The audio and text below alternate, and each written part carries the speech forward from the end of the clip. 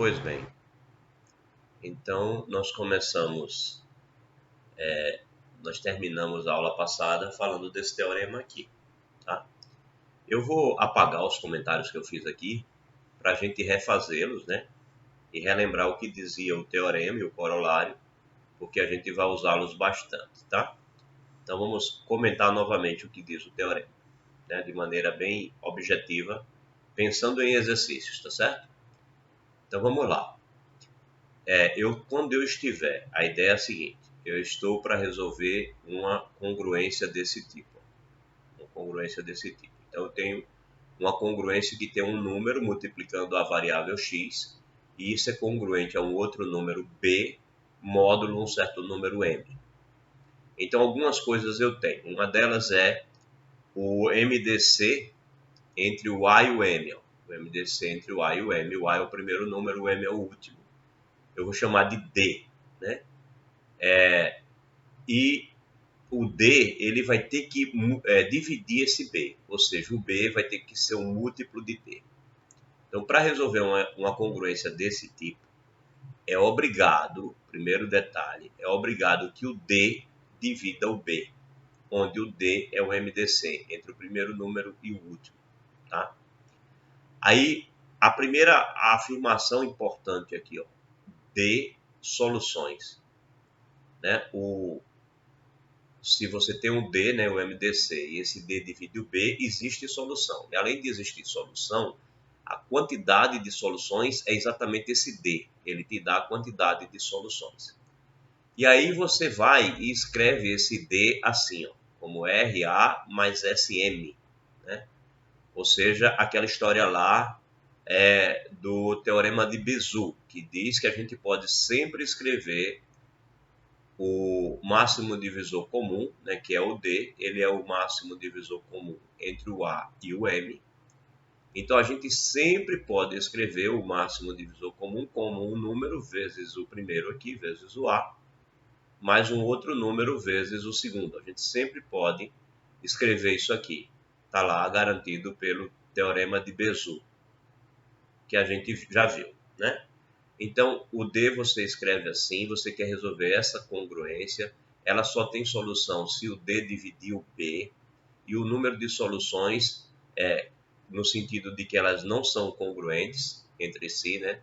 Ou seja, 2 a 2 não congruentes módulo M, o número de soluções é D. Além disso, as soluções são assim, ó.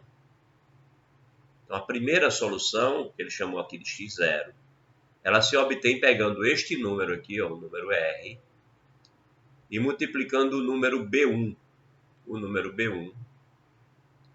Quem é o número B1? Ora, como D é o máximo divisor comum entre o A e o M, e ele divide o B, então você tem que o D divide o B. Então você tem que, quando você pega o B e divide pelo D, você tem um outro número que você chama de B1. Então esse B1 é o que aparece aqui. E o D e o R é esse número que aparece aqui nessa combinaçãozinha linear. Tá? Veja que ele vai continuar aparecendo em todas as outras. Ó. RB1, RB1, RB1. O que acrescenta mais? Acrescenta o M dividido pelo D, que também é um número inteiro, porque o D é o MDC entre A e M. Tá? Então, M dividido pelo D vezes nada, né? Só o M dividido pelo D aqui. E aqui 2 vezes o M sobre o D. Aí depois 3 vezes o M sobre D. Até D menos 1 sobre D vezes M. Tá? Então D menos 1 vezes M sobre D. Então o total de soluções são D soluções. É desde a solução x0 até a solução xd menos 1. Né?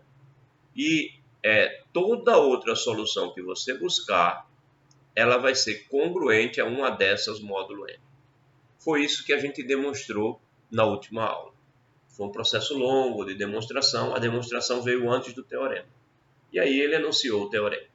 Os outros resultados da frente ele vai fazer a mesma coisa no nosso texto. Ele vai dar a demonstração e depois ele vai enunciar o teorema. Ok? Então o teorema diz tudo isso que a gente acabou de ver. E aí ele tem um coroláriozinho. Ele diz que se A e M são inteiros relativamente primos, isso significa dizer que o nosso D aqui é 1, né? Porque o D é o MDC entre o A e o M. Então, se eles são relativamente primos, a congruência AX congruente a B módulo M tem sempre solução. Sim, porque o teorema diz que para ter solução, o D tem que dividir o B. Mas se o D é 1, ele divide todo mundo. E aí, quando eu for escrever o 1 dessa forma, né, como diz o próprio teorema ali, o D deve ser escrito da forma RA mais SM, ó, aí o D é 1, o 1 vai se escrever assim, né? E aí a nossa única solução vai ser essa, RB, porque vai ser RB1, mas como o B1 é o B sobre o D e o D é 1, o B e o B1 é a mesma coisa. Então, x igual a RB vai ser a única solução que vai ter. Vai ser a única solução que vai ter, porque o D vai ser 1 e o D também nos dá a quantidade de soluções, né? Então, só vai ter uma solução se o A e o M forem primos entre si, ou seja, se o máximo divisor comum for 1. É isso que nos diz esse corolário. Aí a gente partiu para um exemplo. Vamos rever o exemplo com calma, né, para entender todas essas informações que parecem bem complicadas quando juntas, né? Você junta tudo assim, parece bem complicado. Aí vamos olhar para esse exemplo aí. Já olhamos na aula passada, vamos olhar novamente para a gente ver se entende bem, porque é o exemplo que vai se transformar futuramente em um exercício e é o que a gente cobra nas avaliações. Guaraná da Antártica. Não estou ganhando propaganda para isso não, mas tudo bem.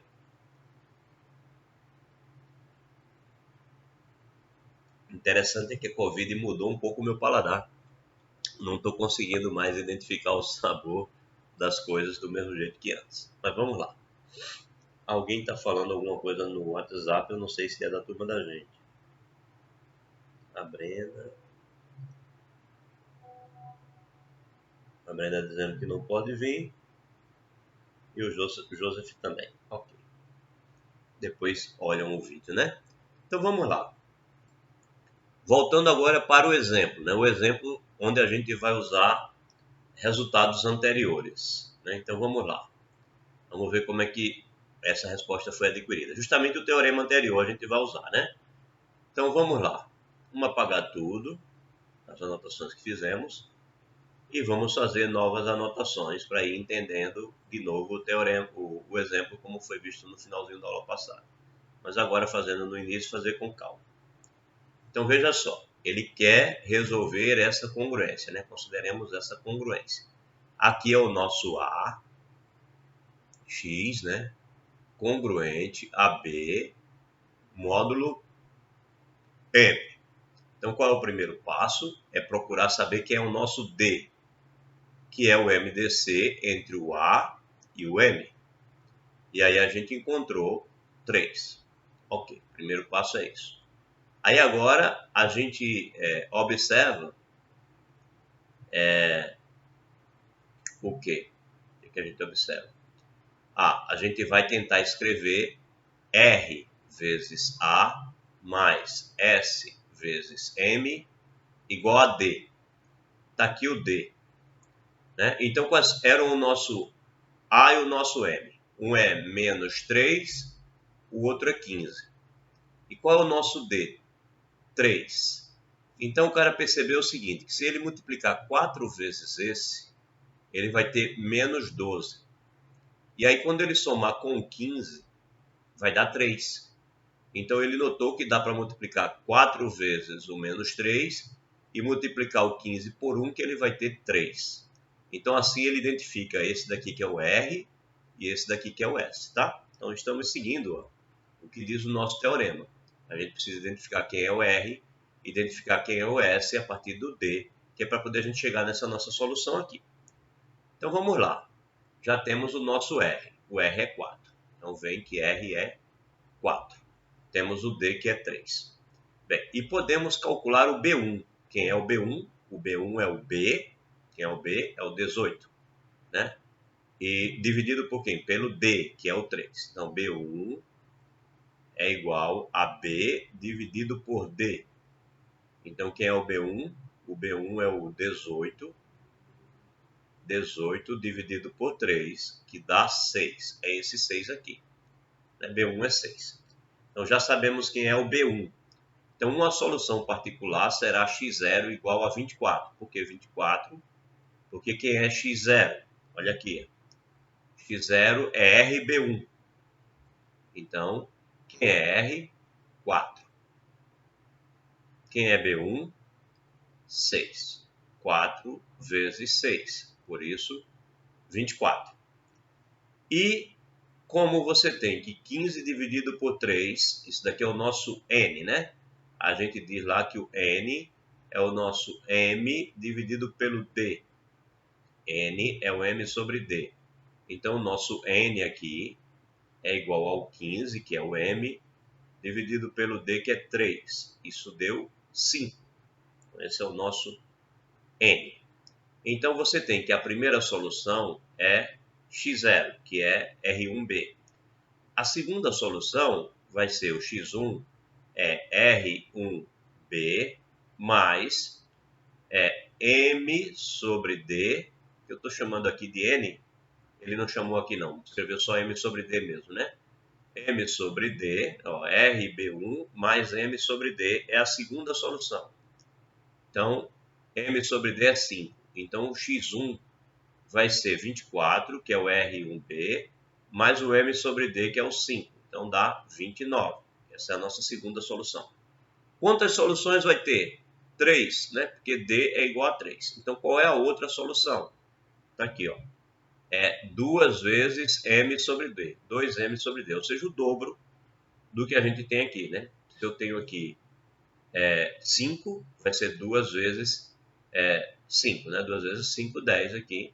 Então, R1B aqui, R1B aqui, R1B, e aqui vai ser 2 vezes o M sobre D, 2M sobre D, que é 10. Então, 34. Então, está aqui as soluções que eu tenho para essa nossa congruência aqui e que elas não são congruentes no módulo 15.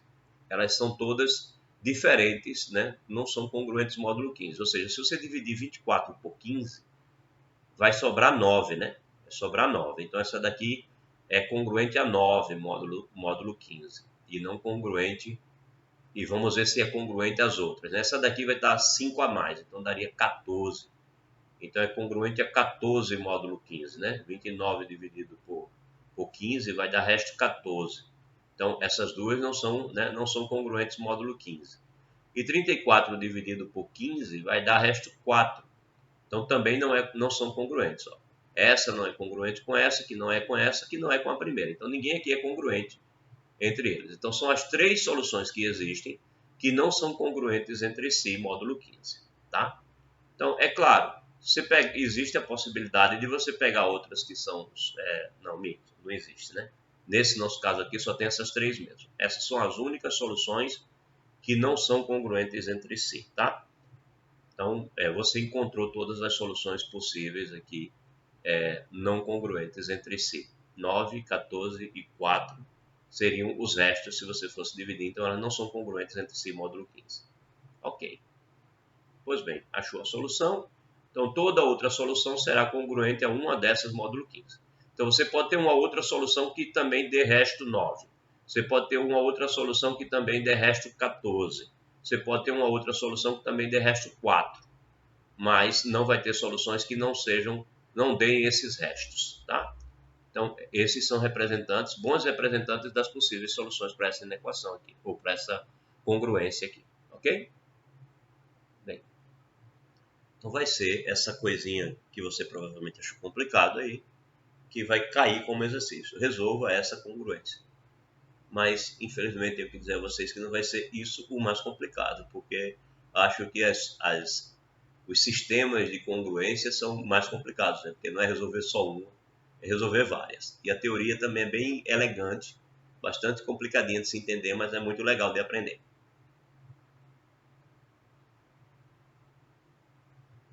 e resolve questões matemáticas muito finas em teoria dos números. Então vamos lá. Alguém quer perguntar alguma coisa? Tranquilo, né? Assustador, mas tranquilo. Então vamos lá. Próximo. Bem, consideremos novamente uma congruência desse mesmo tipo, tá? Ele agora quer fazer o seguinte.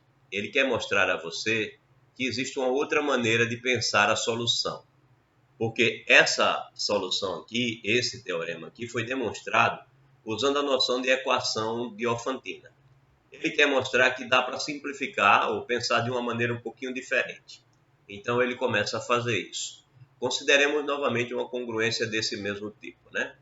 E seja D, né, o MDC entre o A e o M. Ele está pegando tudo novamente, né? Então, se X é uma solução, temos que M vai dividir o AX menos B, né? Então, se X for uma solução, dizer que AX é congruente a B módulo M, é a mesma coisa que dizer que M divide AX menos B. Essa é a definição da nossa congruência, né? Então, de fato, se o X for solução, o M vai dividir o AX menos B. Ora, mas o D é o máximo divisor comum do M. O D divide o M. D divide o M. E o M divide isso. Isso significa dizer que o D divide também o AX menos B, né? O M divide e o D divide o M. Então, o D divide o AX menos B. Ok? Essa informação também é verdadeira, aceitamos. Bem, e como o D é o máximo divisor comum entre o A e o M, então, particularmente, ele divide o A, né? Como o D divide o A, aí o que acontece? Você tem que o D divide o A, o D divide o M, então ele é obrigado a dividir o B, né? Porque o M divide o AX menos B. Então, se ele divide o A, ele divide essa parcela. E se o M divide uma parcela dessa diferença, então ele é obrigado a dividir a outra. Ok, então o D também divide o B. Bem, veja que concluímos que o D divide o B. E se o D divide o B, nós já vimos, por causa das equações diofantinas, que tem solução. Tem solução, né? Então, se tem solução, foi isso que a gente acabou de concluir, né? Ele diz que concluiu isso meio sem usar a equação diofantina, mas a equação diofantina está implícito aí. Então, descobrimos assim novamente que para que a congruência tenha solução, é necessário que o D divida o M. Porque ele começa aqui, ó. Se X tem solução, então ele conclui o quê? Devemos ter que D divide M, né?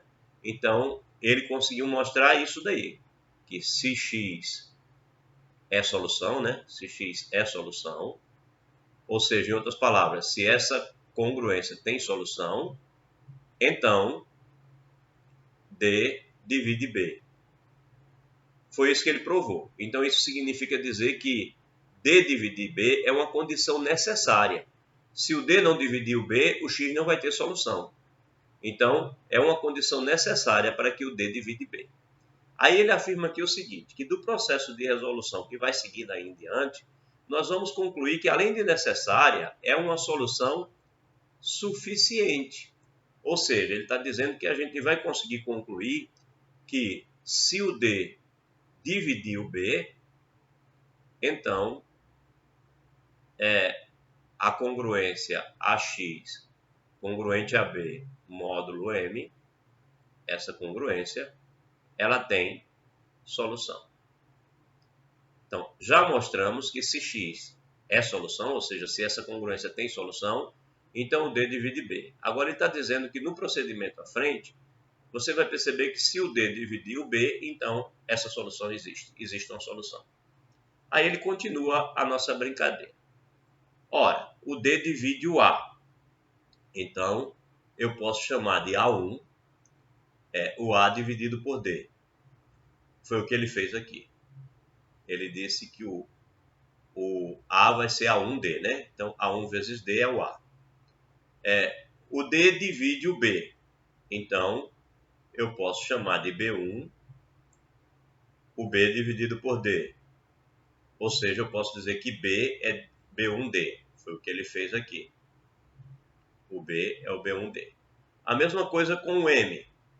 O D divide o M. O D divide o M. Então eu posso chamar de N o M dividido pelo D. E aí eu posso chamar o M de N vezes D. Foi o que ele fez aqui. Bem, aí ele diz assim: a congruência toma a forma... Bem, a congruência é essa aqui. AX congruente a B módulo M. Mas quem é o A? O A vai ser A1D. Quem é o B? Vai ser B1D. E quem é o M? O M vai ser ND. Então ele diz que essa congruência, escrevendo essas coisas, pode ser escrita assim.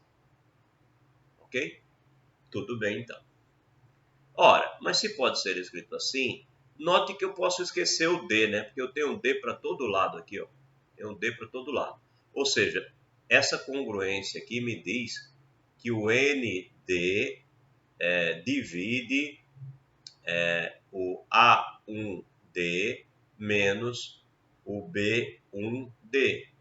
Ou seja, em outras palavras, eu estou dizendo a você que o A1D menos o B1D é igual ao ND vezes alguma coisa, vou chamar de C. Ora, note que nessa igualdade aqui eu posso dividir todo mundo por D, eu posso cancelar o D, né, que eu estou trabalhando com inteiros. Então eu vou concluir que o N divide A1 menos B1 aqui, ó. O N divide A1 menos B1, né? Portanto, eu não coloquei o X, mas se eu tivesse colocado o X aqui, poderia dizer a mesma coisa, né? Então aqui, ó, X. Então eu tiro o D e eu vou dizer que o N divide o A1x B1. Então se o N divide o A1x B1, significa dizer que A1x B1 é congruente, são congruentes módulo N, né? O N divide o A1x menos B1, que é o que a gente está argumentando aqui. Bem, deixa eu apagar porque ficou carregado aqui, né? Bem, aí vamos lá. Tudo bem.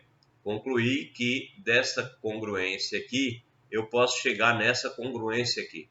Resolver essa congruência é a mesma coisa que resolver essa, tá? Só que eu preciso saber quem é o A1, quem é o B1 e quem é o N.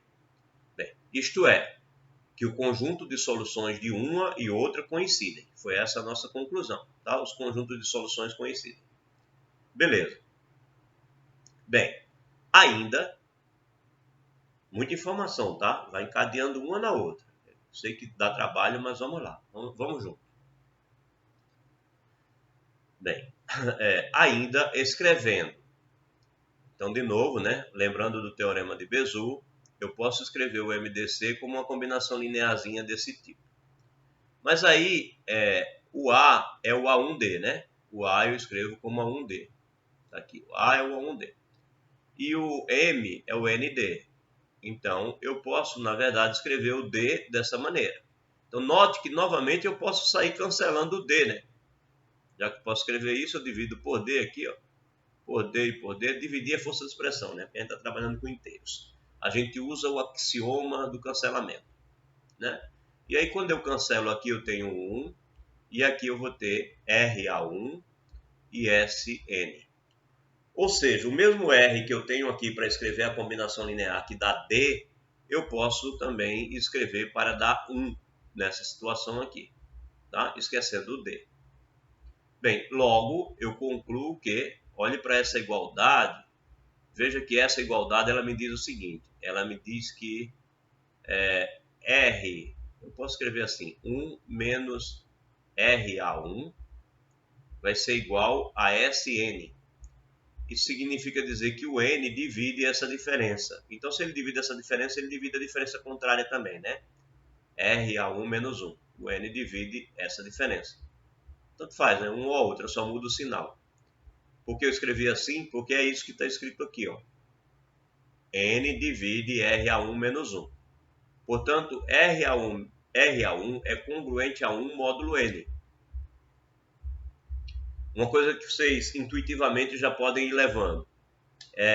Quando eu digo que dois números são congruentes módulo M, eu estou dizendo que na hora que eu for fazer a conta, eu tanto posso usar um como eu posso usar o outro, tá? Então, se a conta está sendo feita congruente módulo M, e eu digo que um A é congruente a B módulo M, se no meio da conta eu precisar trocar o A pelo B, Tanto faz. Porque é uma relação de equivalência, lembra? Logo no início, quando nós falamos daquelas propriedades daquela proposição, eu disse que aqueles 3 primeiros itens provavam que era uma relação de equivalência. E quando é uma relação de equivalência, fazer as contas com um elemento ou fazer com outro que é equivalente a ele é a mesma coisa. Então nós acabamos de mostrar que o RA1 pode ser visto como o número 1. Eu posso esquecer o RA1 quando eu for fazer as contas. Onde ele aparecer, eu posso trocar pelo número 1, que é vantagem, né? Porque uma vez alguma coisa não muda nada. Então, ele pode ser eliminado das contas em alguns lugares. Foi para isso que chegamos até aqui, né? Concluímos que o RA1 é congruente a 1 módulo N. Ok. Então, se o RA1 é congruente a 1 módulo N, o que eu faço? Eu chego aqui, ó, nessa 337 e multiplico por R aqui dos dois lados. Então, o que acontece? Multiplicando 337 por R, eu tenho isso aqui, ó. Eu tenho isso. Então, cheguei aqui na 337, multipliquei por R aqui, eu tenho essa. Né? A 337 passa a ficar assim. Só que eu acabei de dizer a vocês que o RA1 é o número 1. Então, esse cara daqui é o número 1, módulo N. Ele é congruente a 1. Então, vai ficar 1 vezes x igual a RB1, congruente a RB1 módulo N. Né? Ou seja, se eu olho para isso daqui, se eu olho para isso daqui, eu concluo que x ele é congruente a RB1 módulo N. Concluí isso. Isso aqui se comporta como o número 1. Tá? Mas o que acontece? RA1x congruente a x módulo N. Essas coisas são congruentes entre si, né? Porque, eu tenho que o x é congruente a RB1 módulo N e eu tenho que o RA1x vai ser congruente a x módulo N. É simples, ó. É transitividade, né? O RB1 é congruente ao x. O RB1 é congruente ao x. E o RA1x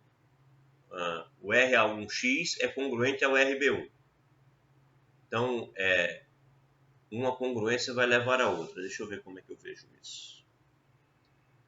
Bem, eu tenho que o RA1x é congruente ao RB1x. E ao mesmo tempo, eu tenho que o x é do RB1 e eu tenho que o RA1 aqui, ó, eu posso substituir. Pronto, eu disse para vocês que toda vez que é congruente eu posso considerar como sendo a mesma coisa, né? Então eu estou dizendo a você aqui, ó, que o x é congruente ao RB1 módulo N. Então eu estou dizendo a você que no lugar do RB1 eu posso colocar x. Pronto, então é isso, ó. Aqui, no lugar desse RB1 eu posso colocar esse x. Aí eu vou ter exatamente o que eu tenho aqui, ó. RA1x é congruente a x módulo N, tá certo? Ó, o x é congruente ao RB1.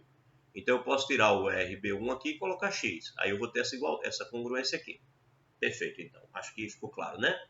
Se eu posso substituir claramente, e eu tenho que o x é congruente ao RB1, então eu posso substituir o RB1 pelo x. Aí eu tenho que o RA1x vai ser congruente ao x módulo N, tá? Eu posso fazer essa substituição aqui tranquilo, porque esse cara pode ser substituído por x devido a isso, já que isso daqui é congruente a 1. Então, logo, toda solução de 337 também é solução de, como isso daqui é 1, né? Então, toda ela eu posso simplesmente tirar o 1 e pegar só o x. Então, ela vai ser também solução disso daqui, ó. Vai ser solução disso daqui também. Tá certo? É exatamente essa. Toda solução de 337 também vai ser solução de 338, certo? Porque nós concluímos que isso aqui é 1. Então, soluções dessas são soluções dessas. Pois bem, então eu cheguei a essa conclusão. O que eu fiz até agora? Eu parti da congruência AX congruente AB módulo M, né? Eu parti dessa congruência. E eu concluí até agora que resolver essa congruência é a mesma coisa que resolver essa aqui, tá? lembrando quem é o R, lembrando quem é o B1. Para resolver essa, eu tenho que encontrar quem é o R e quem é o B1 para poder transformar nessa, e quem é o N, né? Lembrando que o R é aquele que eu vou encontrar quando eu fizer o D igual a RA mais SM, esse é o R, né? Lembrando que o B1 é aquilo que eu consigo quando eu divido o B pelo D, e lembrando que o N é o que eu consigo quando eu divido o M pelo D, tá certo? Lembrando que é assim que eu construo essa congruência aqui. Aí agora ele vai para o sentido contrário. Até agora ele mostrou que essa congruência equivale a essa. Ou seja, se houver uma solução para essa, vai ser solução para essa também. Bem, aí ele diz agora, reciprocamente, ou seja, ele agora vai trabalhar no sentido contrário. Se você tiver uma solução para essa, ou seja, se você tem um x que é congruente a RB1 módulo N, então o que acontece? RAX vai ser congruente a RB1 módulo N. O que foi que ele fez? Ele está substituindo o RA1, né? Ele está colocando o RA1 aqui, multiplicando o x e deixando o resto do mesmo jeito. Por quê? Porque já está mostrado aqui que o RA1 é 1, né? Então ele pode multiplicar o RA1 aqui, ó. Não vai alterar nada. Foi o que eu falei agora há pouco a vocês, né? Já que isso daqui, módulo n, é igual a 1, não tem problema. Eu posso multiplicar ele aqui à esquerda. Então eu vou ter isso, certo? Mas acontece que o MDC entre o R e o N é igual a 1. O MDC entre o R e o N é igual a 1. Por quê? Bem, porque a relação que nós temos aqui, né? Você pegou e dividiu pelo D, onde o D é o máximo divisor comum entre o M e o A. Então, esse número que aparece aqui, ele não pode ser divisível aqui pelo D, né? O R não pode ser divisível pelo D. E o N também não, né? Você tem aqui que o D é o máximo divisor do M e dá como resultado o N aqui. Então, você não tem uma divisão também para o N que esteja entre o N e o 1, né? Então, você tem que, pelo menos não há uma divisão comum para esses dois. Aí você tem que o MDC entre os dois é 1, né? Então, podemos cancelar para obter... Bem, se o MDC entre o R e o N é 1, o que acontece? Nós podemos cancelar o R aqui, né? Já que o que significa dizer essa congruência aqui? Significa dizer que RA1 x menos RB1, esse número aqui, essa diferença, ela é divisível por N, ou seja, ela é igual a um N vezes alguma coisa, é igual a um NT. Mas o que acontece é que o MDC entre o N e o R é 1.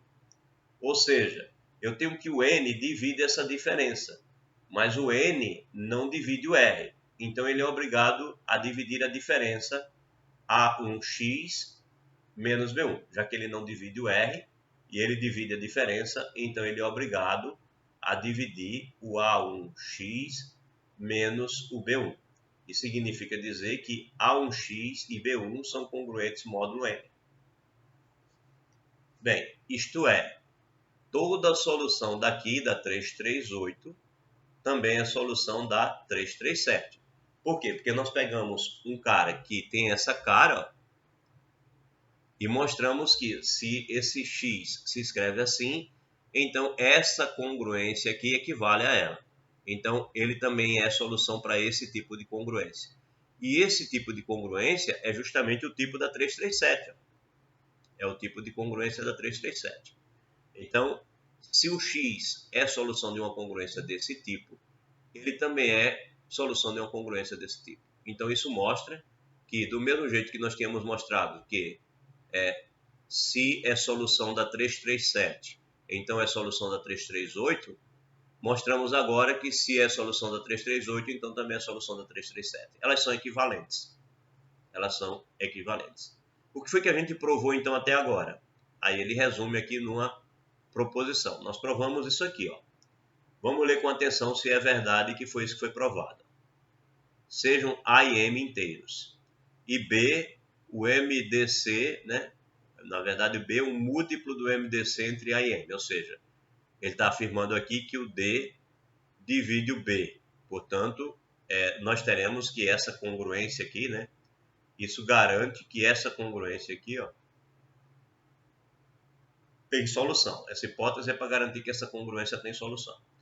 Bem, aí ele diz, se eu escrevo o A como sendo A1D, o B como sendo B1D e o M como sendo ND, veja que a gente fez exatamente isso agora há pouco, né? E D eu escrevo dessa forma, então eu vou poder pegar esse R que está aqui, né?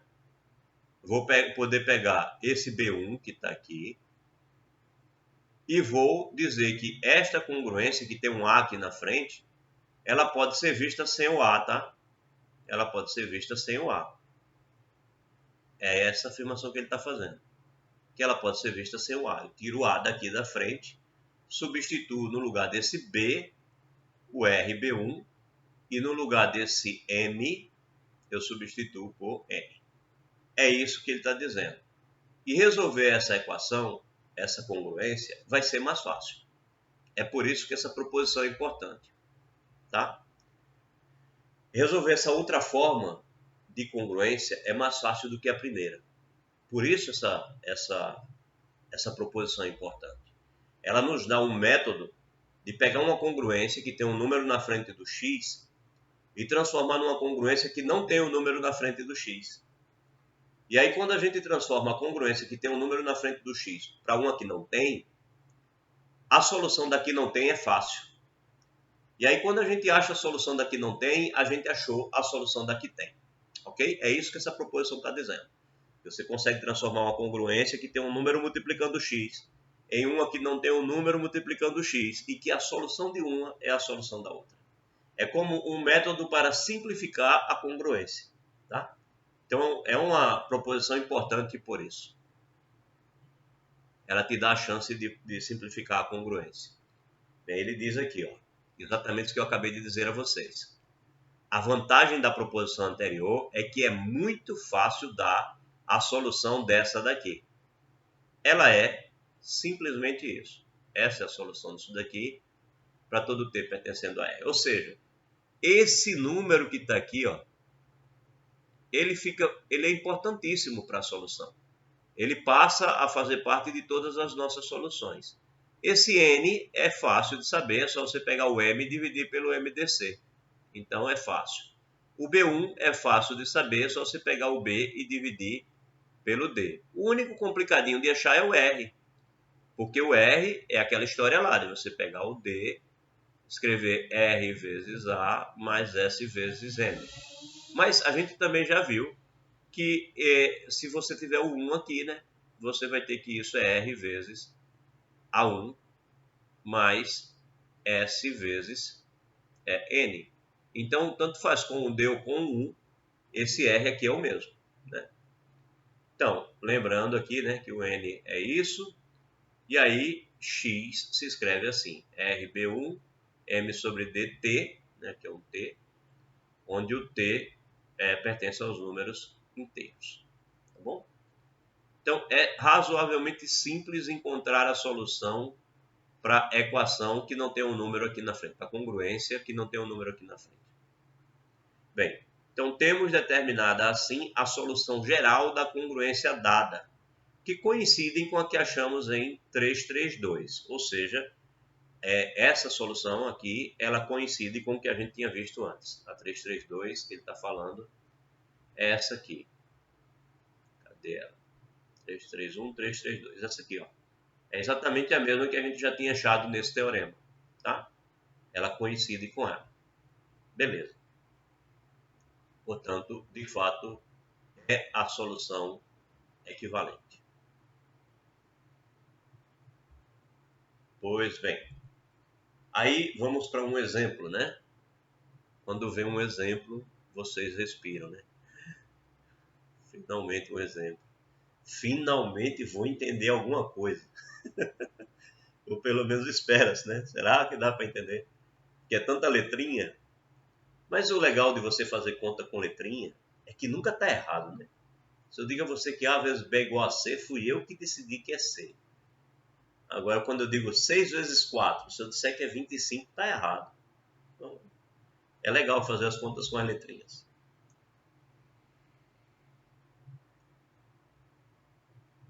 Mas vamos para os exemplos. Não temos como escapar dos números, mesmo porque na prova, possivelmente vai estar lá. Resolva essa congruência. E aí, você precisa lembrar de tudo isso que a gente falou agora. Vamos lá. Então, suponha que caiu na prova. Resolva essa congruência aqui, né? Então, primeiro passo sempre é calcular o MDC. Né? MDC é 2. Por quê? Porque ele tem que dividir esse cara do meio. Senão nem adianta procurar que não tem solução. Deu 2. O 2 divide o 14. Feliz da vida. Ainda bem que o 2 divide o 14. Segundo passo. Pega o MDC que você achou. Encontra um número R que multiplica o número A mais um número S que multiplica o número M. Pronto. Esses dois números aqui. Faz essa conta para encontrar isso. Ah, professor, como é que eu vou conseguir fazer isso? Vocês têm um método, né? Sabem lá. Pode pegar o 14. Quem é mesmo? Quais são os números? São A e M. Ah, 4 e 6. Meu Deus do céu. 4 e 6, né? Não precisa nem de método. 6 vai dividir por 4, né? Tem aquele método lá. 4 vai dar 1, vai sobrar 2, vai dividir por 2, vai dar 2, vai sobrar nada. Vai escrever, bem, segue aquele método. Se você precisar, né? Se não precisar, e não precisa, porque aqui deu 2. Ó. Pense aqui comigo. Você tem o 6 e você tem o 4. Você tem o 6 e você tem o 4. Você quer fazer uma conta para dar 2. É só fazer a diferença, né? 6 menos 4 dá 2. Então, automaticamente, você sabe que vai multiplicar o 6 por 1 e que vai multiplicar o 4 por, né? Vai multiplicar o 4 por menos 1. Então, você já sabe que esse daqui é o R e esse daqui é o S. Né? Era fácil de perceber essa. Não precisava sofrer muito para descobrir, né? Se quiser sofrer, o método é esse. Vocês sabem. Bem, então achei o R e achei o S. Bem, então tenho que o R é 1. O S eu não uso, né? Mas eu sei que o B1 ele vai ser o B, que é o 14, dividido pelo D, que é o 2. Então, 14 dividido por 2 deu 7. Eu tenho um N, o N é o 4, dividido por 2, que deu 2. Beleza. Então, consequentemente, a equação dada é equivalente a, agora eu estou usando, ó, diretamente o nosso resultado. Diretamente o nosso resultado. Essa equação, que tem o A, ela é equivalente a essa que não tem. Onde aqui eu tenho R, B1 e aqui eu tenho N. Então, diretamente, já usando a proposição, eu tenho que o X, isso daqui é o meu RB1. E esse daqui é o N. Vamos ver se é verdade. O N está aqui, 2. Quem é o R? O R é 1. Quem é o B1 é o 7. Ó. RB1, 1 vezes 7, tá? Então foi isso que eu calculei aqui. Ó. 1 vezes 7 é o RB1, por isso que aqui dá 7. E aqui o N que é 2. Cuja solução geral é, bem, eu estou procurando x menos 7 que o 2 divida. Então, igual a um 2 vezes t. 2 vezes t. Né? Essa congruência aqui significa isso, que o 2 divide o x menos o 7. Então, x menos 7 é igual a 2 vezes t, onde o t é um número inteiro. Né? Então, se o 2 divide, acontece isso, existe esse t. Então, a solução geral é essa. Passei o 7 para o outro lado. X é igual a um 7 mais 2t, t pertencendo a z. Tá? Essa é a solução geral. Vamos dar duas soluções particulares, né, diferentes, módulo 4, né, que o nosso M é 4. O que a gente faz? A gente pega o t igual a 0 e pega o t igual a 1. Por que só duas? Porque o máximo divisor comum é 2. Então, só tem duas soluções. Então, quando eu pego t igual a 0, eu tenho 7 como solução. E quando eu pego t igual a 1, eu tenho 9 como solução. Está em dúvida? Ainda pode conferir. Será que eu acertei? Achei 7 e 9. Vamos ver. 6 vezes 7 é igual a 42, né? 42. Se eu dividir 42 por 4, qual é o resto que vai dar? Bem, vai dar 10, né, aqui, e vai sobrar 2.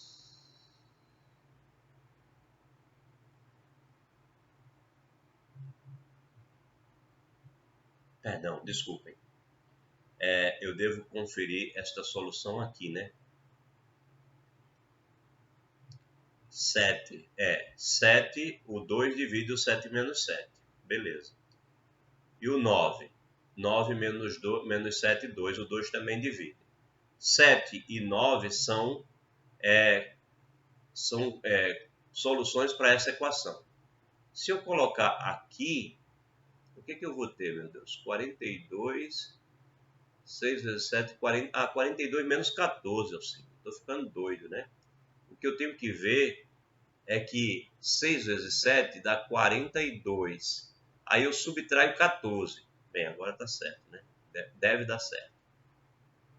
Fica melhor de ver assim, então, né? 42 menos 14, 4 para 12, 8, vai 1, 28. Aí a pergunta é, o 4 divide o 28? Divide, né? 4 divide 28. 28 por 4 dá 7. Então, 6 vezes 7 é congruente a 14 módulo 4. Beleza, então 7 é uma solução. Aí vamos pegar agora 9. 6 vezes 9 dá quanto? Dá 54, é? 54.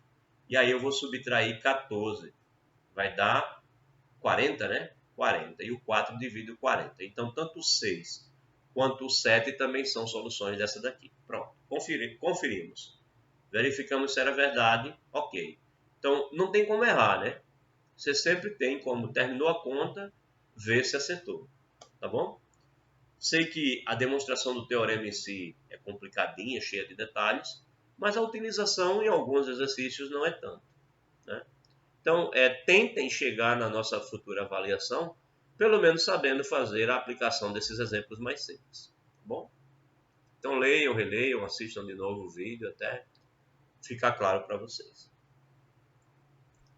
Muito bem, agora que vamos nos encaminhar para o teorema chinês do resto. Lindo, lindo teorema. Espetacular, famoso. Tem até uma discussão boba que fala, até algumas pessoas acabam dizendo assim, teorema do resto chinês, né? Como se tivesse uma vírgula. Teorema do resto, vírgula, chinês. Mas aí dá a impressão que quem é chinês é o resto, né? E quem é chinês é o teorema.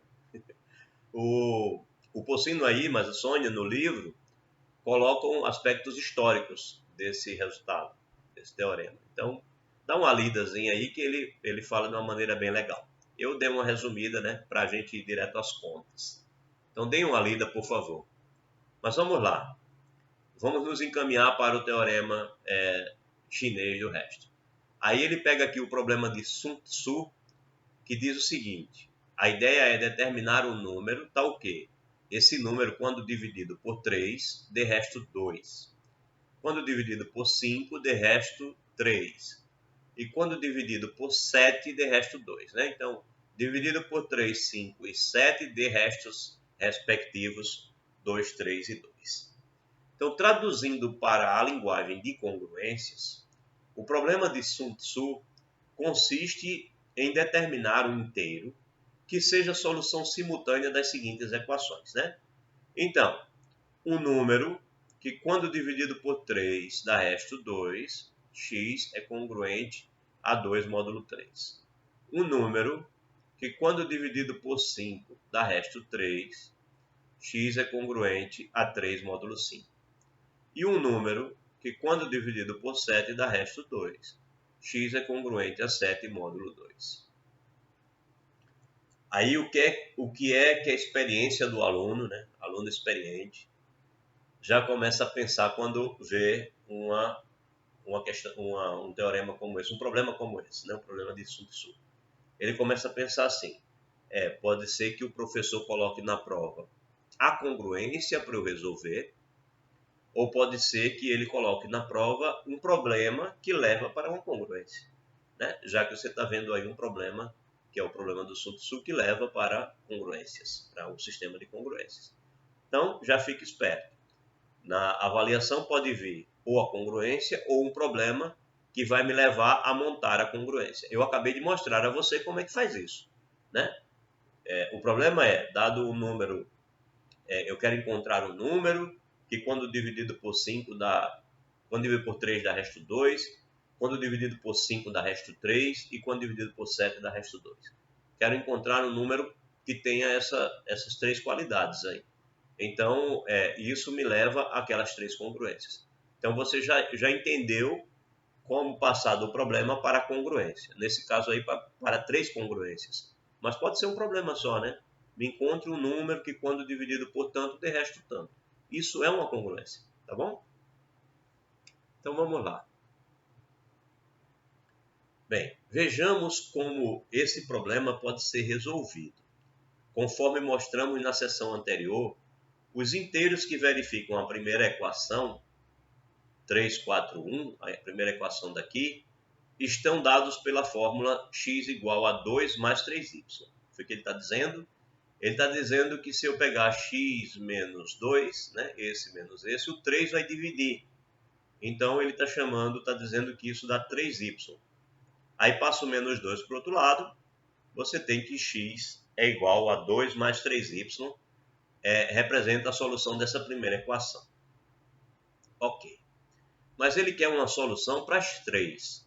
Então o que ele vai pegar? Ele vai pegar esse x e vai colocar aqui no lugar desse. Porque ela também tem que ser solução para essa. Então o x vai ter essa cara para ser solução para a primeira. Então o que acontece para que isso daqui seja a solução da segunda? É o que ele faz agora. Ele pega agora o que ele encontrou para o x na primeira e coloca no lugar do x da segunda. 3 congruente a 3 módulo 5. Então é isso que ele faz. Ó. Então desses, os que forem solução da segunda deverão verificar também que tem que ser congruente a 3 módulo 5. Bem, aí aqui ele usa uma propriedadezinha rápida, ele subtrai 2 aqui, né? Tira 2 daqui, fica 1. Então 3y tem que ser congruente a 1 módulo 5. Né? Eu posso subtrair, somar dos dois lados da congruência. Aquela nossa proposição de propriedades nos mostrou isso. Então ele parou nessa daqui. Então essa daqui me dá o y, né? Me dá uma condição para o y que faz com que seja a solução de 1 e de 2. Bem, a solução desta última equação será dada por... Bem, se você tem isso, você tem que 3y menos 1 vai ser divisível por 5. Então, eu posso chamar isso de 5z. Então, você tem isso aqui, ó. Opa! Tem, né? Isso daqui me diz que 3y é igual a 1 mais 5z. Aí você vai dizer assim, caramba, tem nada a ver com y igual a 2 mais 5z. Verdade. Por que será que aconteceu isso, hein? Porque apareceu aquele 1 ali.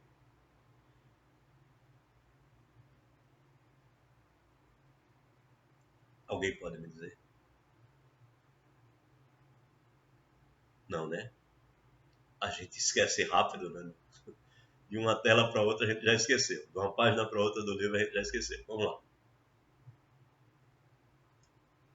Quando eu estava preparando a aula pela primeira vez, eu também tive essa sensação. Gente, não é para aparecer isso aqui, aí apareceu o outro. Né? Então, o mais natural é a gente pensar que ele iria escrever isso aqui, né? Isso aqui significa isso. Mas é verdade. Também é verdade isso aqui. Mas vamos pensar aqui. Essa daqui tem a forma AX congruente a B módulo M. Então, o que ele fez? Ele pegou o MDC entre o 3 e o 5, entre o A e o M, e viu que isso é 1. Bem, aí ele precisa escrever o MDC, que é 1, como sendo R vezes A A é 3, mais S vezes M, M é 5. Então, olha só, eu tenho 5 e tenho 3 e eu quero que dê 1. Aí, pensando um pouquinho, você vai ver que 2 vezes 3 dá 6. E de 6 para 5 fica só 1 de diferença. Então, ele pensou assim, ó, 1 pode ser escrito como 2 vezes 3, mais, aí aqui ele bota menos 1, né? Menos 1 vezes 5. Que aqui fica 6 e aqui fica menos 5. 6 menos 5 dá 1. Então ele encontrou um R aqui, ó. R igual a 2. R igual a 2. Bem, aí ele lembra que é B1. B1 é igual a B dividido por D. Só que o D é 1. Então B1 é B. B1 é 1. Aí ele lembra que toda congruência dessa forma equivale a uma congruência da forma X congruente a RB1, né? RB1 congruente a RB1 módulo N, né? Foi isso que nós provamos na 339, na congruência, na proposição 339. Então, o R está aqui, acabou de achar, é o 2. Então, ele conclui que isso é congruente a... O R é 2, 2 vezes B1. Mas o B1 é o B e o B é 1. Então, 2 vezes 1 vezes o módulo do N. Aí, que é um N? O N é o M dividido pelo D. Só que o D é 1, o M é o N. O N é 5. Então, módulo 5. Módulo 5. Então, ele olha para essa congruência e não para essa, tá? E não diz nada, né? No livro lá, ele não diz nada a você. Ele espera que você descubra sozinho isso. Que maldade. Bem, e foi isso tudo que ele pensou para sair dessa daqui para isso, tá? E quando ele olha para aqui, o que significa isso? Significa dizer que x menos 2, isso significa dizer que x menos 2 é um múltiplo de 5, então pode ser escrito como 5 vezes z. Portanto, x igual a 2 mais 5z. É isso. Ah, não é x. É porque ele chamou de y, né? Ele estava com y aqui. O meu não era y, não era x em momento nenhum. Aqui era y, que era y. Deixa eu... Bem, é só para a gente fazer anotação. Deixa eu riscar por cima mesmo. Então, aqui é y, tá? Eu estou pensando nessa daqui que é y. Então, aqui eu vou chamar tudo de y. Pronto. É y, tá? Ok. Então, y é igual a 2 mais 5z. Beleza. Bem, aí agora eu tenho um valor de y aqui e eu tenho essa expressão que envolve y aqui. Isso daqui era o nosso x, né? X era igual, tá aqui, ó, na página anterior. X é igual a 2 mais 3y. Então, isso aqui é o nosso x. Portanto, eu posso chegar e colocar esse y nesse lugar. Aí eu vou ter que x é igual a 2 mais 3y. Isso aqui é y. E aí, bem, 2 mais 6, 8. E 3 vezes 5, 15z. Pronto, ele encontrou então 8 mais 15z. E aí, essas coisas são soluções simultâneas de 1 e 2. Né? De 1 e 2. Mas o nosso problema tem 3 congruências. Então eu preciso ir para a terceira congruência. Né? O que eu encontrei até agora é solução para 1 e 2 ao mesmo tempo. Preciso ir para a terceira. Lembrando quem é a terceira. A terceira é essa, tá? X é congruente a 2, módulo 7. Eu já tenho uma fórmula para ser solução desses dois aqui. Eu preciso que seja desse também. Para ser solução dos dois, eu concluí que x tem que ser igual a 8 mais 15z. Ou seja, a mesma coisa que dizer que x é congruente a 8 módulo 15, né? É isso que a gente concluiu até agora. Aí vamos para a última. A última é 2 módulo 7, né? X é congruente a 2 módulo 7, ou seja, quando dividido por 7 dá resto 2 também. Então, quem é o x? Nosso x é isso, né? Segundo o que calculamos até agora. x é 8 mais 15z. Então, 8 mais 15z é congruente a 2 módulo 7. E aí, para me livrar desse 8 daqui, eu subtraio o 8 aqui, e subtraio o 8 aqui e fico com menos 6. É o que apareceu aqui. Então, eu tenho que 15z é congruente a menos 6 módulo 7. Aí ele diz que as soluções são dessa forma. É fácil de ver isso? Não, né? Porque tem um 15 aqui. A nossa tendência era dizer que 15z mais 6 é um múltiplo de 7, seria um 7t. Mas o que ele disse foi isso. Por que será que ele disse isso? A mesma coisa que fizemos agora há pouco, tá? Em vez de olhar para a congruência da forma AX congruente, AX congruente a B módulo M, ele vai olhar para a forma X congruente a RB1 módulo N, né? Vai olhar para isso. Então vamos transformar essa que tem aqui nessa outra, né? Então, primeiro passo, quem é o D? O D é o MDC entre o 15 e o 7.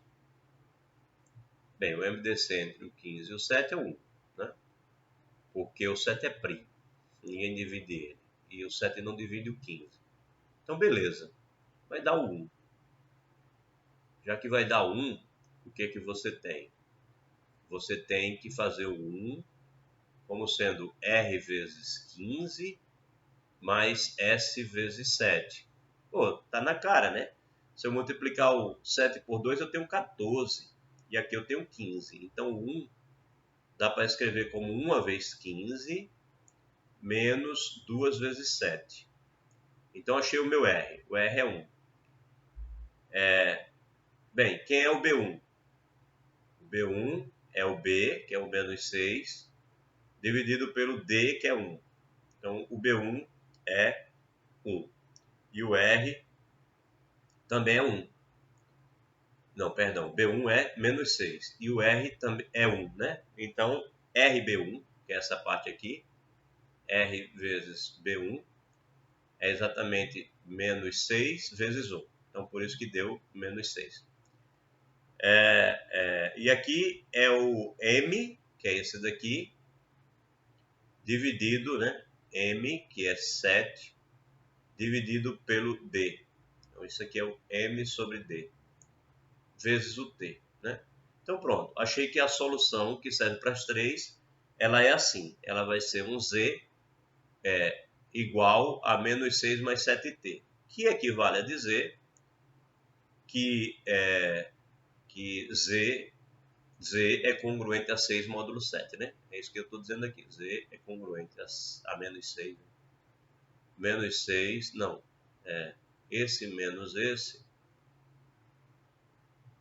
Z é congruente a menos 6 módulo 7, né? É isso que eu estou concluindo aqui nessa. Bem, mas não é isso que me interessa. O que me interessa é achar o x, né? Nem é o z que eu quero, é o x. Mas eu tenho que o x é 8 mais 15z. Então eu tenho que o x, que é a solução que eu quero, é 8 mais 15z. Isso aqui é o z, né? Então eu tenho que isso vai dar, bem, 6 vezes 15 vai dar 90, né? Aí de 90 eu tiro 8, fica 82. Como aqui é negativo, então menos 82. Está certo, né? 8 e 15 vezes menos 6. Agora 15 vezes 7 dá 105 aqui. Então 105t. Pronto, ele só distribuiu. Pegou o 15, multiplicou aqui, aqui e somou o resultado com 8, dando isso daqui. Então ele concluiu que x é igual a menos 82 mais 105t. Foi essa a conclusão dele. Né? Bem, isso daqui então me dá as soluções simultâneas para todas as três equações. E aí ele diz assim, ó, se eu pegar, por exemplo, t igual a 1, vamos obter x igual a 23. Se eu pegar t igual a 1, eu vou ter 105 menos 82. Bem, dá 18 mais 5, aqui dá 23. Pronto. Então, realmente, se eu pegar t igual a 1, eu vou ter que esse x é igual a 23, que é, de fato, uma resposta para o problema de Sun Tzu. Então, ele está me dizendo que uma das respostas para o problema de Sun Tzu é 23. Claro, ele pegou t igual a 1, eu poderia ter pego qualquer outro t, né? Porque aquilo ali é uma solução geral para todo t inteiro. Então, se eu tivesse colocado t igual a 0, menos 82 era um número que também é resposta. Ele pegou t igual a 1 para pegar um número positivo, simpático, né? 23 é uma das respostas. Será que é verdade? Lembrem o problema do Sun Tzu. Eu vou pegar o 23 e eu vou dividir por quanto? Por 3. Aí vai dar resto 2, né? Porque vai dar 21, vai dar resto 2. Vou pegar o 23, vou dividir por 5, Por 5. Vai dar resto 3, é verdade. Eu vou pegar o 23 e vou dividir por 7, vai dar resto 2 também.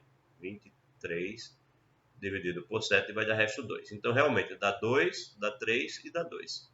Então, é verdade, o 23, quando dividido por 3, dá resto 2, quando dividido por 5, dá resto 3, e quando dividido por 7, dá resto 2, que era o que o nosso problema pedia, né? Nosso problema pedia exatamente isso. Era um número que, dividido por 3, dá resto 2, dividido por 5, dá resto 3, e dividido por 7, dá resto 2. Pronto, 23 é uma das respostas possíveis. Mas a nossa solução mostra que existem infinitas soluções para isso. Certo? Ok?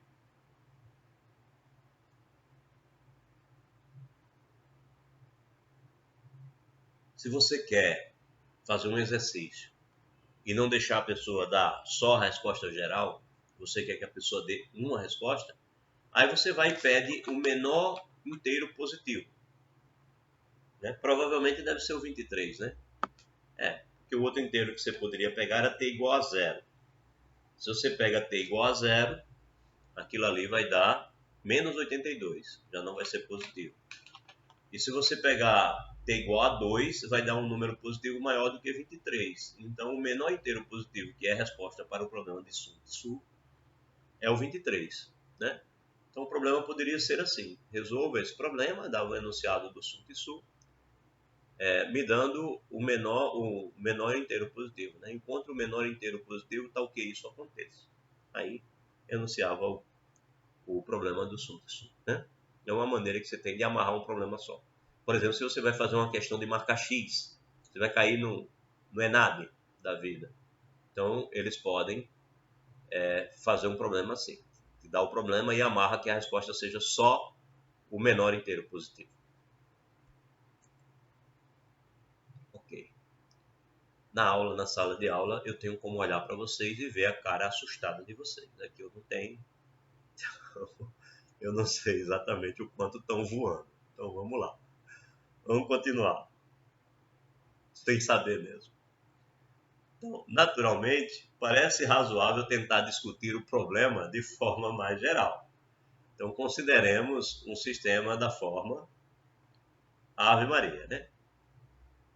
Da forma letrinha por letrinha. Então, o cara achou pouco ter discutido esse problema específico aí do Sun Tzu, e ele está dizendo, e se eu não tivesse esses números, eu tivesse só o sistemão lá para resolver, né? Com um monte de letrinha. O que acontecia? Que conclusões eu poderia chegar? Bem, ter resolvido o problema do Sun Tzu já vai ajudar a gente a entender melhor as letrinhas. É essa a ideia, né? Pegamos o Sun Tzu para facilitar os argumentos que vêm daí para frente. Então vamos lá. Problema geral agora. Eu estou com um A1x congruente a um B1 módulo 1M1. Um A2x congruente a um B2 módulo M2. Um AKX congruente a um BK módulo MK. Ou seja, uma generalização de um sistema de congruências lineares. Bem, obviamente, não sei para quem, para que o sistema tenha solução, será necessário que cada uma das congruências consideradas individualmente admita solução. Parece-me razoável, né? Quero resolver um sistema, é preciso que haja solução para todo mundo. Se não tiver solução para todo mundo, como é que eu vou encontrar uma solução para todos, né? Então, tem que ter solução para todo mundo. Ok. Então, conforme visto em 331, chamando de DI, né? Cada um dos MD6, tá? Então, ele está falando aqui vai ser o D1, aqui vai ser o D2, etc., até o DK, onde cada um desses é o respectivo MDC, né? O MDC do A1 com o M1, o MDC do A2 com o M2, etc., até o MDC do AK com o MK. Então, considerando cada um desses MD6, né, os DIs, que são MD6 dos AIs, MIs, a condição necessária será que cada um deles divida os seus respectivos BIs, né? Então, cada um deles tem que dividir os seus BIs para que cada uma tenha a solução, com o I variando do 1 até o K.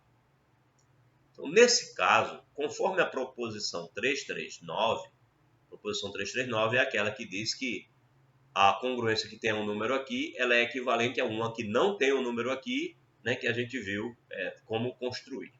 Então, considerando a proposição 339, cada uma das equações do sistema, equações ou congruências, né? Acho que congruência, do sistema, é equivalente a uma equação da forma x congruente a um CI NI. Então, cada uma dessas que tem o seu respectivo AI pode ser escrito como apenas o x, né? Aí aqui aparece um único número, né? Um único número. Vou olhar para a primeira aqui. O A1 desaparece, então aparece um C1 e aqui módulo, aqui aparece um N1, né? N1. É assim que ele chamou, foi NI, tá vendo? Então, tem o C1, N1, depois o C2, N2, o C3, N3, etc. Então, para cada uma dessa, você tem uma dessa, segundo a nossa proposição 339. Nós até sabemos que esse C1 que eu coloquei aqui, ele vai ser o nosso R vezes o B1. Aí ele já usou B1 aqui, aí vai ficar complicado, né? Seria o B1 dele aqui dividido pelo D1, né? R vezes o B1 dividido pelo D1. A gente sabe que o C1 é isso. Mas como ele diz aqui, para não complicar a coisa, ele não vai falar nisso. Ele diz aqui, ó, x é igual a CI, onde NI é igual a MI dividido por D. O NI ele diz, ó, que vai ser igual ao MI dividido por D. Cuidado para não pensar que isso é essa barra, tá? Essa barra inclinada não é essa reta. Ele está dizendo aqui que cada NI é igual a um MI dividido pelo seu respectivo D, ou melhor, pelo seu respectivo DI. Faltou um I aqui, né? Cada NI é um MI dividido pelo DI, né? Então, a proposição 339 nos dá também o valor do CI. Ele avisa aqui, ó. É aquilo que eu acabei de escrever aqui, né? Que seria esse cara dividido pelo respectivo D1 dele, D2, etc. Então, ela nos dá cada um dos CI. Mas preferimos escrevê-lo assim, por enquanto, para não sobrecarregar a notação. Então, ele, por enquanto, vai deixar só esse C1, para não ter que escrever que o C1 é igual ao B1 dividido pelo D1, né? E o C2 é o B2 dividido pelo D2 e assim por diante. Para não ficar muito carregado, ele vai escrever simplesmente os CIs. E aí a gente tem isso aqui, né? A gente tem esse sistema aqui, né? Tira os As, passa a colocar os Cs e aqui você tem os Ns. Tudo bem? A gente está usando a proposição 339 em cada uma das linhas do sistema. Transformou cada uma das respectivas congruências, que antes tinha um número multiplicando no x, transformou na que não tem o número multiplicando no x. Aquilo que a gente falou antes, né? Que é uma simplificação da congruência que nos foi dada para uma congruência cuja solução a gente encontra com mais facilidade. Tá? Então é feito em cada linha do sistema. Tudo bem. Então a proposição 339 nos garante que a gente pode fazer isso. E, portanto, saberemos resolver o problema se conseguirmos determinar as soluções de 343. Então, se a gente souber resolver isso, todas elas, então a gente vai saber resolver o problema, porque essas congruências são equivalentes a essas congruências aqui, segundo a nossa proposição 339. Né? Bem, e portanto saberemos resolver o problema. Essa questão será resolvida no próximo resultado, cujo nome lembra as origens desse problema. Então esse problema é um problema que surgiu lá com Sun Tzu. E aí o próximo resultado ele vai ser chamado justamente de teorema chinês do resto. Então, introduziremos, porém, uma hipótese adicional sobre os módulos. Então, nesses módulos aqui, a gente vai ter que ter uma hipótese para poder garantir que há solução. Tá? A gente vai ver isso no final da sessão, uma discussão sobre essa hipótese. A hipótese é que eles vão ter que ser 2 a 2 primos entre si. Tá? É isso que vai ser colocado como hipótese, senão o sistema não vai ter solução também. Pois bem, solução geral, né? Uma solução para todos. Pode até ter solução individual, mas não ter solução geral. Então vamos lá. Está aqui o teorema. Esse é o belíssimo teorema chinês do resto. Todo mundo com os cintos devidamente apertados para começar a voar. Para começar a voar, né? Porque o teorema é uma viagem bem legal. Vamos lá. Já estabelecemos a linguagem, né? Estava eu lá com um sistema de congruências que tinha números multiplicando x. Mas eu já argumentei que eu não preciso usar o que tem número. Eu pego as equivalentes de cada uma, transformo essas equações, essas congruências todas, naquelas que não tem número multiplicando x. Então, meu teorema não precisa da que tem número. Eu posso fazer o enunciado do teorema sem os números, porque eu sempre posso transformar uma congruência que tem número multiplicando x em uma que não tem. A gente já fez isso algumas vezes hoje. Então está aqui. O teorema diz o seguinte. Sejam N1, N2, Nk relativamente primos 2 a 2. Foi a hipótese que eu disse que a gente vai precisar acrescentar. Tá vendo? Eles têm que ser primos 2 a 2. Isto é, se você tiver um diferente do outro aqui, o I for diferente do J, então o MDC entre o NI e o NJ, o MDC entre eles dois vai ser igual, ou seja, eles são primos entre si. Aí ele disse aqui, sejam C1, C2 até CK inteiros arbitrários. Bem, está aqui os números que ele chamou de inteiros arbitrários. Então, esse sistema de congruências lineares aqui admite uma solução que é única. Admite uma solução que é única módulo o produto desses caras. Ela é única módulo produto desses caras. Então, o sistema admite uma solução módulo esse produto. Então, é essa solução e é a demonstração desse teorema que vai nos levar a conhecer essa solução, a saber como chegar nessa solução. Então, vamos a ela. Demonstração. Bem, imitamos a resolução do problema de Sun Tzu, né? Não podia ser diferente. Usamos o problema de Sun Tzu para justamente entender o que a gente vinha fazer agora, nesse momento. Então, poderíamos resolver a primeira congruência, depois substituir a solução na segunda e assim por diante. Porém, né, isso daria lugar a muitas contas, e aí seguiremos então um caminho um pouquinho mais simples, exibindo diretamente uma solução. Então, vamos lá. A ideia é, vamos exibir uma solução, verificar que de fato ela é solução e verificar que qualquer outra que existir tem que ter a mesma cara que ela. Né? Então, ele começa a exibir a solução. Ele diz assim, consideremos o número que é o produto dos NIs, tá? O N. Então, para cada índice I, definimos um outro número, um número NI grande. Então, o que ele faz? Ele está lá com um produto, né? Ele está lá com um produto. Ele está com um produto. O N é um produtão. N1 vezes N2 é o produto de todos os números que estão lá em destaque, né? Dentro do módulo NK. Então, por exemplo, ele quer saber quem é o N2. O que ele faz? Ele esquece o N2 pequeno e ele define que o N2 grande vai ser N1 vezes N3 vezes N4, etc., até o NK. Ele esquece o N2 e define esse número N2 aqui. É o produto de todos os outros, menos o N2 pequeno, tá? Então, o NI, ele vai ser igual ao produto, igual a esse produto menos esse, né? Porque quando ele dividiu isso daqui pelo N2, ó, ele cancelou porque ele dividiu pelo N2, né? Cancelou aqui, ó. Aí fica só esse produto, tá? Você divide o N pelo NI, desaparece o NI. Ok. Então, como o NI é o produto de todos os inteiros, N1 até NK, omitindo o próprio Nizinho, né? E eles são relativamente primos com NI, isso é a nossa hipótese, tá? Todos eles são primos 2 a 2.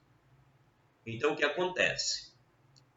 Esse cara que aqui está, ele é o produto de K-1, né? K-1 Nzinhos, NIzinhos, todos eles primos entre si, né? E eles são relativamente primos com NI, com aquele que você tirou.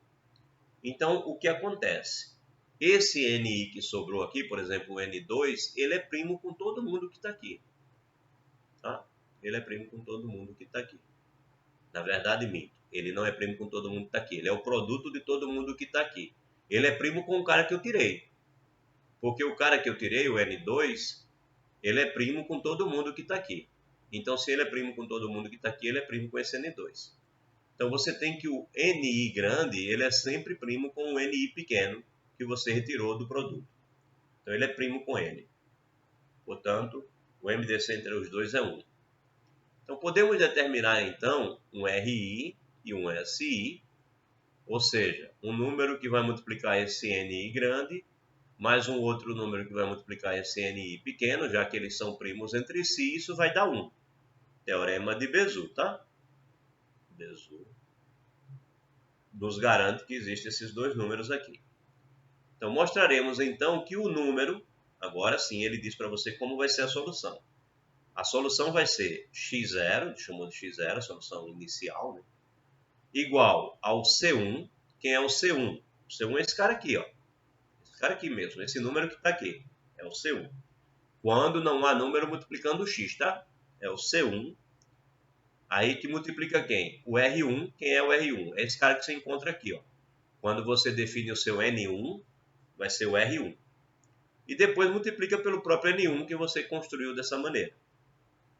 Aí quem vai ser a próxima parcela? É o C2, esse cara daqui, vezes quem?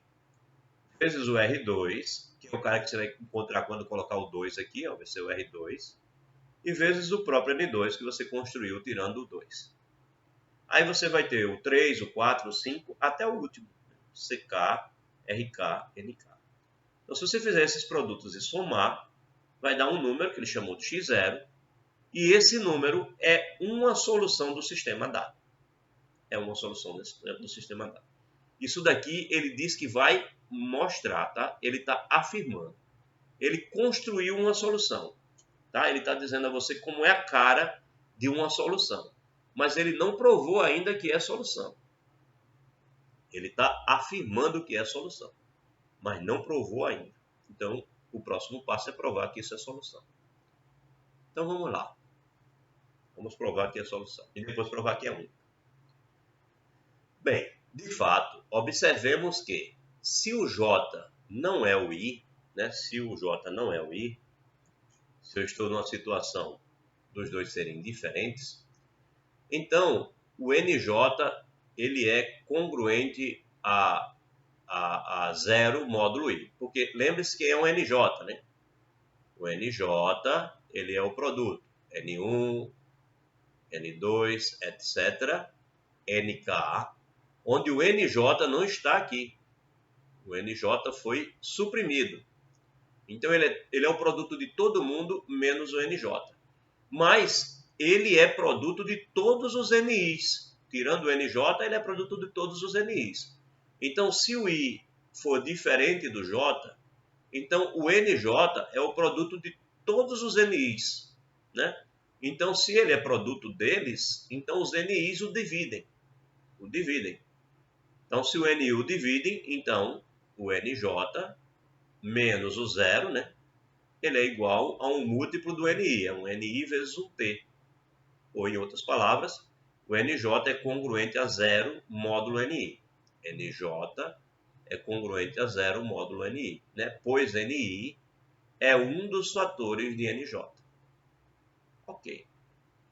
Ora, mas se essa congruência é verdade, ou seja, se você tem que o NJ é congruente ao zero módulo NI, para todo NI, para todo I, então eu posso multiplicar aqui essas duas entradas por CJRJ. CJRJ, né? O J aí é o índice que eu já estou lá com o NJ. Vai continuar sendo congruente a zero módulo I. Ou I não, NI. Módulo NI. Então, eu multiplico CJNJ dos dois lados aqui dessa congruência e continua sendo congruente a zero módulo NI. Bem, aí o que eu concluo? Daí segue o seguinte, ora, isso é congruente a zero.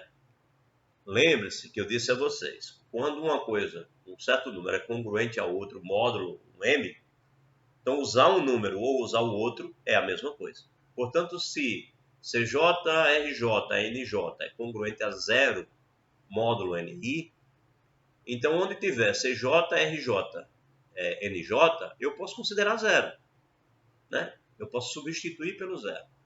Então, ele afirma aqui então o seguinte, que o x0, que é esse número, né? Foi esse número que ele construiu aqui, ó. Esse número, que ele quer mostrar que é uma solução. Esse cara, ele é congruente a CI-RI-NI módulo NI. Ele é congruente a esse cara. O que ele está te dizendo? Ora, olhe para essa soma. Se você passar esse cara para cá, ela vai tirar uma dessas parcelas, né? Ela é uma dessas parcelas. Ela é a parcela do NI. Não é isso? Ela é a parcela do NI. Então, eu estou afirmando que essa soma, tirando o CIRNI, né, tirando o CINRI, vai ser divisível pelo NI. Mas vai, por quê? Porque na hora que eu tirar o CIRNI, o que vai sobrar é congruente a zero módulo NI. Porque todo J que não for o I é congruente a zero. Então, na hora que eu passo para cá e faço a subtração, todo mundo que fica aqui fica diferente do I, porque o I eu tirei, eu subtraí. Então, todo mundo aqui passa a ser zero módulo NI. Zero, zero, etc. Então, realmente, o NI divide o zero. Divide o zero. Então, de fato, essa diferença aqui vai ser divisível pelo NI. Portanto, de fato, essa diferença, esse número aqui é congruente a esse módulo NI. Essa é a minha conclusão. Lembre-se, eu estou falando com o I variando desde o zero. Né? O I está variando desde o zero até onde? O I está variando desde o 1. Né? O I está variando desde o 1 até o K. Então, o I variando do 1 até o K. Eu estou fazendo a conta para todo o I. Isso variando do 1 até o K. Em outras palavras, eu estou dizendo que esse número ele é solução para todas essas congruências, desde o 1 até o K. Quer dizer, este número, se eu colocar ele aqui, o x0 aqui, ele é congruente ao N1, ele é congruente ao C1 módulo N1, ele é congruente ao C2 módulo N2, ele é congruente ao CK módulo NK. Eu estou concluindo que ele é congruente a todo mundo. Eu estou fazendo a conta sobre I e I variando do 1 até o K. Bem, aí ele acrescenta assim, ó, ainda de 3, 4, 5, para ficar ainda mais claro isso, tá? Ainda de 3, 4, 5 vem que o RNI é congruente a 1 módulo N, módulo NI. Quem é 3, 4, 5? 3, 4, 5 é isso aqui, ó. O que eu estou dizendo agora é que RI, NI aí eu passo 1 para o outro lado, menos 1, é igual a SI-NI. Então, eu estou dizendo que o NI divide essa diferença, né? Estou dizendo que o NI vezes isso dá essa diferença. Então, o NI divide essa diferença. Isso significa dizer que o RI-NI é congruente ao 1 módulo NI. Foi o que ele afirmou agora há pouco. Está afirmado ali, ó. Ainda de 345 tem que o RI-NI é congruente a 1 módulo NI. Logo, se o RI-NI é congruente a 1 módulo NI, então para cada I que eu tiver aqui, esse RI-NI, esse aqui, ó, isso aqui é congruente a 1. Eu posso substituir por 1. Então qual é a minha conclusão? Eu tenho que o X0 é congruente a CI-RI-NI. X0 é congruente a CI-RI-NI. Mas isso é 1. Isso é 1. Então eu concluo, perdão, isso o que, né? Tem que destacar direito. O que é 1? Então, X0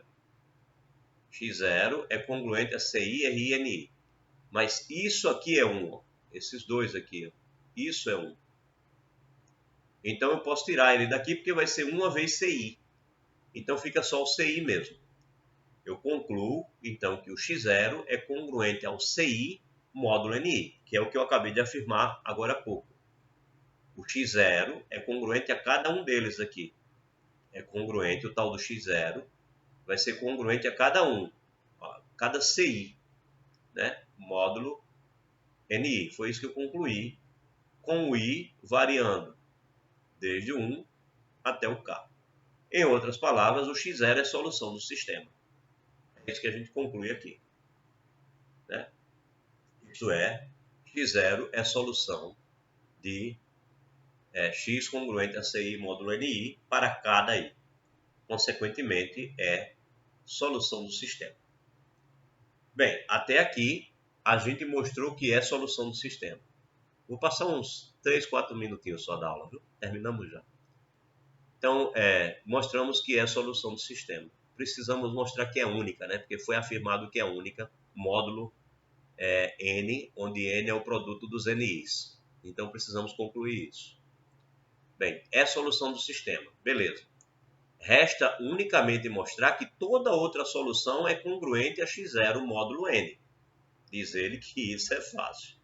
Vamos ver, deve ser.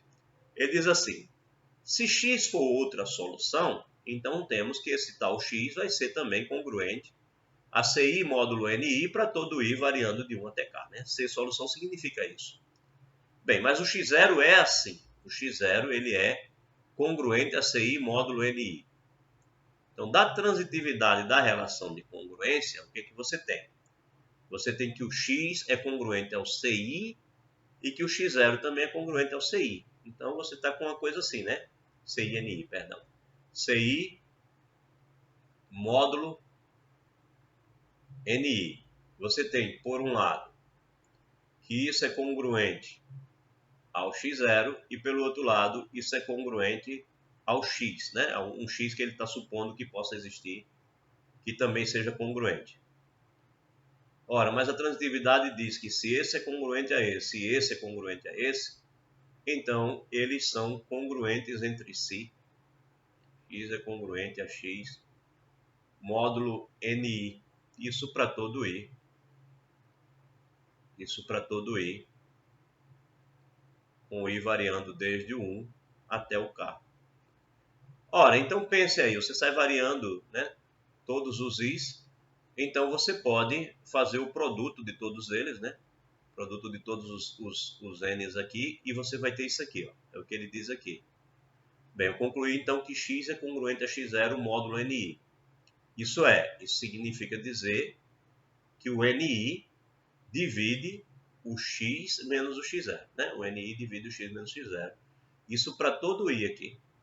Bem, ainda como cada NI desse, eles são relativamente primos entre si, né? E eu tenho que cada NI divide isso, então eu tenho que o produto de todos esses NIs também divide isso, né? Cada um divide. Se cada um divide, então o produto deles também divide. Conclusão, o que significa isso? Né? Significa dizer que o x é congruente ao x0 módulo esse produto todinho aí. N1, N2, etc. NK, módulo esse produto. Que o produto divide essa diferença. Ou seja, em outras palavras, x é congruente a x0 módulo n. Portanto, não existe solução distinta da x0 módulo n. Isso prova a unicidade dessa solução. E isso conclui o que o teorema afirma. Né? O teorema afirma e admite uma única, né, que é a única solução congruente a n, onde n é o produto. Bem, isso termina a demonstração do teorema chinês do resto e a gente continua na próxima aula a partir dos exemplos de como usar o teorema chinês do resto para resolver os exemplos, para resolver os problemas, que são, né, a ideia de como pode ser cobrado como exercício de avaliação. Dá um pouquinho de trabalho, dá? Bem, deixa eu terminar a gravação aqui para a gente poder falar alguma outra coisa, caso haja alguma pergunta a fazer.